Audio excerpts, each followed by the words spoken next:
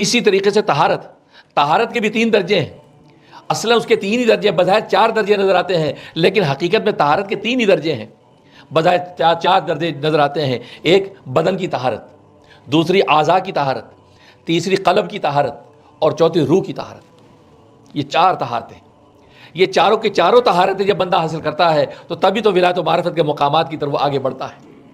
اب اس کے اندر جو پہلی طہارت ہے طہارت بدن، یہ طہارت بدن یہ اصل میں حقیقت میں صرف کوئی درجہ نہیں ہے، یہ مفتاح طہارات ہے. ساری کی ساری طہارتوں کا دروازہ یہ طہارت ہے، کیونکہ بدن کو جب تک انسان نجاستوں سے پاک صاف نہیں کرتا تو پھر وہ کسی اگلی طہارت کے قابل ہو ہی نہیں سکتا.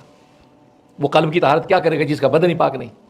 وہ روح کی طہارت کیا کرے گا جس کا بدن ہی پاک نہیں؟ وہ طہارت اعضاء کی طہارت کیا کرے گا جس کا بدن ہی پاک نہیں ہے؟ تو گویا کہ طہارت بدن حقیقت میں یہ چابی ہے، یہ وہ گیٹ وے ہے طہارتوں کا، لیکن اس کو بھی طہارت گنا گیا. ورنہ ارسل اپنی ذات میں یہ طہارت کا کوئی درجہ نہیں ہے، بلکہ طہارتوں کے اندر داخل ہونے کا گیٹ وے ہے. کیونکہ اس کے بغیر آپ نہ نماز میں داخل ہو سکتے ہیں، نہ اس کے بغیر کسی اور عبادت میں داخل ہو سکتے ہیں. لہٰذا یہ طہارت بڑی اہمیت کی حامل. تبھی تو حدیث میں آتا الوضو مفتاح الصلاح، کہ وضو نماز کی چابی ہے. وضو نماز کی چابی ہے، کیونکہ نماز اصل میں وہ عبادت اور روحانیت کا ایک منصب اور مقام ہے، لیکن وضو اس کی چابی ہے. جب تک یہ چابی نہیں لگے گی تو نماز کا تالا کھلے گا نہیں. جب تک بدن آپ کا نجاستوں سے پاک نہیں ہوگا، چھوٹی اور بڑی نجاستوں سے آپ پاکیزہ نہیں ہو جائیں گے، تو نماز کے گیٹ میں داخل کیسے ہوں گے؟ تو پہلی طہارت بدن، تو جو کہ میں نے بتایا کہ یہ خود مستقل کو درجہ نہیں، اصل درجے اگلے ہیں. طہارت اعضاء، طہارت اعضاء سے مراد انسان جو گناہوں سے اپنے آپ کو پاک کر لے.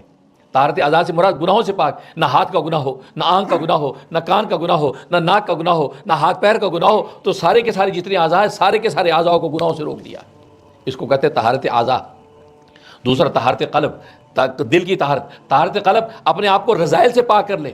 رذیلے جو انسان کے اندر ہیں، حسد ہے، بغض ہے، کینہ ہے، عداوت ہے، نفرت ہے، یہ جتنے رذیلے ہیں ان رذائل سے اپنے آپ کو پاک کر لینا، یہ طہارت قلب ہے. اور اس کے بعد چوتھی طہارت اور حقیقت میں تیسری طہارت وہ طہارت روح. طہارت روح یہ ہے کہ اللہ کے غیر سے اپنے آپ کو پاک کر لے. اس کی روح قلب و جان میں خدا ہے، اللہ کے نام کے کچھ بھی نہیں ہے، وہ اللہ کے غیر سے نگاہ موڑ چکا ہے. یہ طہارت روح ہے.